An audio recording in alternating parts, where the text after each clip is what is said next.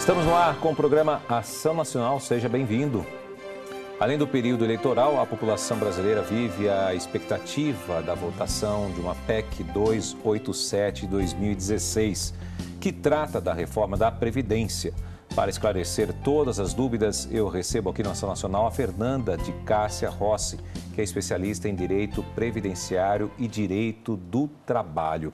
Bom, obrigado pela sua presença, Fernanda. Eu que agradeço, sempre à disposição. Bom, para começar a nossa conversa aqui, vamos ser bem didáticos. O que seria esta reforma no sistema previdenciário? O que acarreta essa reforma?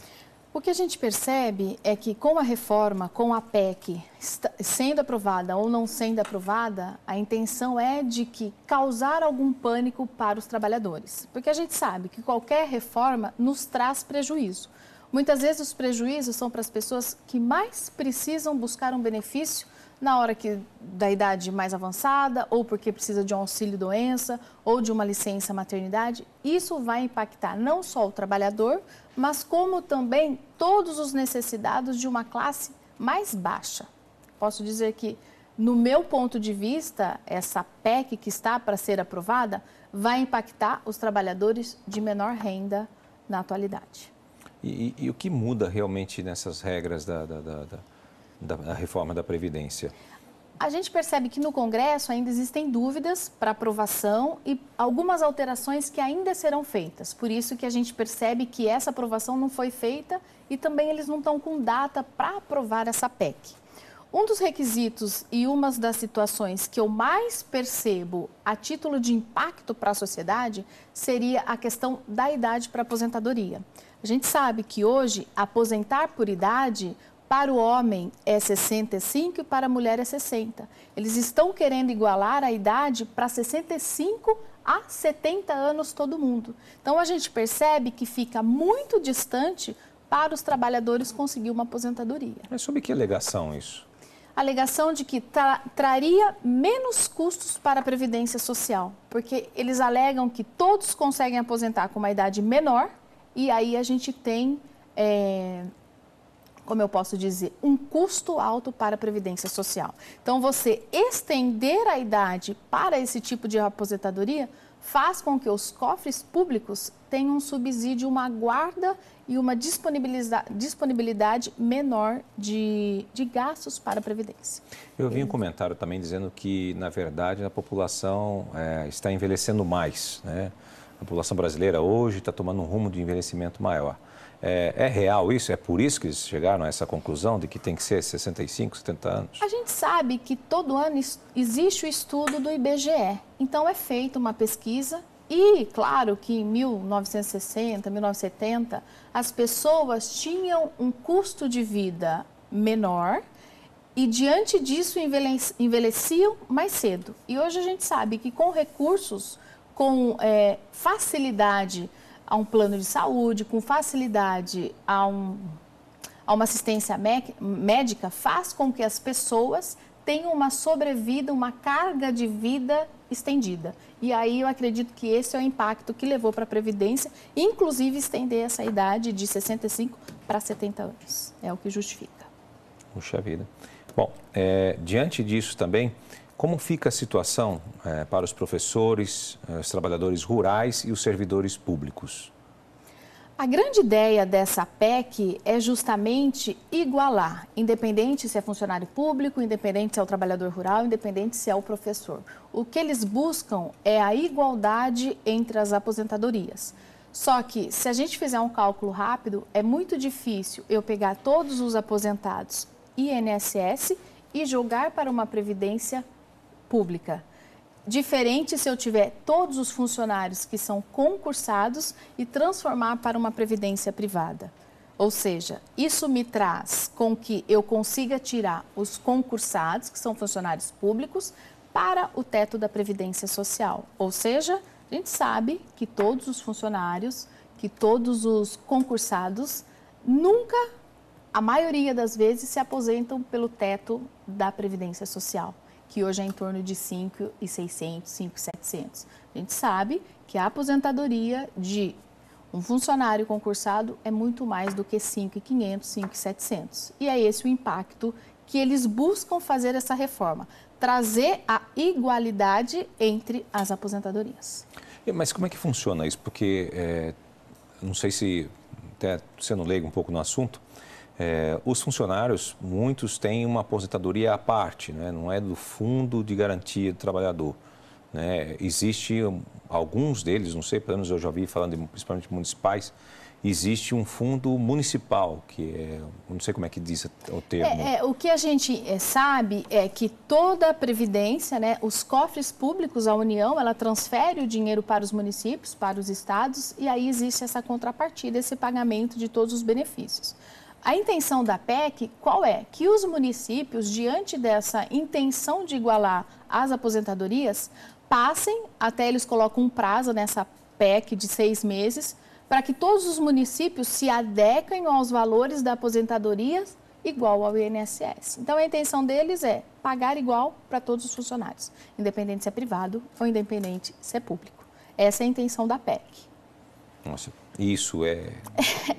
Vou dizer para você que isso vai causar transtornos e não sei se esse tópico específico vai ser aprovado por essa PEC. Eu ainda tenho dúvida e eu acredito que não seja tão fácil a gente pedir para que um órgão se iguale a outros órgãos que são requisitos diferentes, institutos diferentes e com pessoas diferentes. Porque uma vez eu conversei com pessoas que são ligadas à prefeitura, né? E não sei se são todas, né? Mas, pelo menos assim, eles diziam que existe, a aposentadoria deles são diferentes da aposentadoria, por exemplo, de um trabalhador, vamos dizer assim, da CLT, comum, vamos dizer assim, né? Uma indústria ou qualquer que seja, né?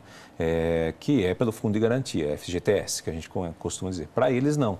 Existe um fundo específico que é também retido na fonte do trabalho, enfim, todo mundo, né?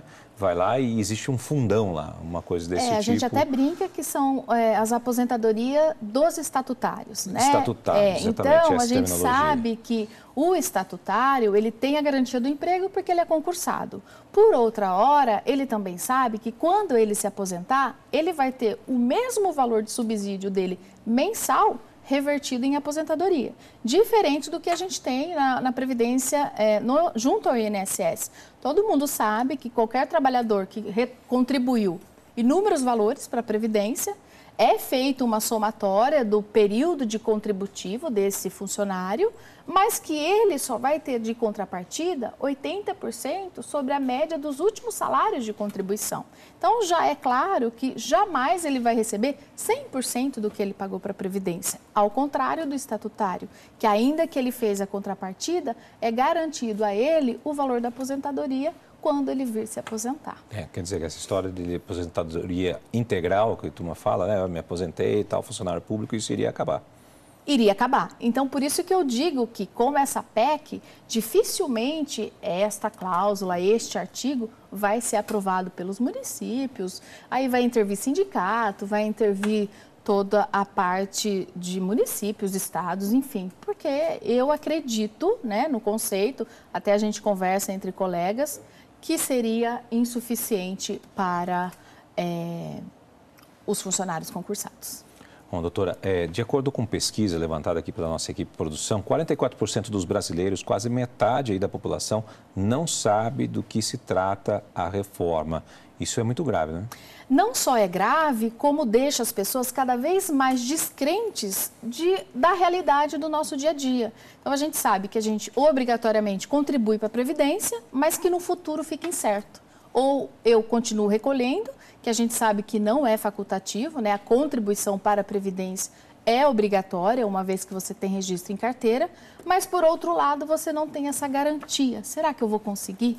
Será que eu vou ter esse subsídio na velhice? Então, isso é algo da gente se preocupar.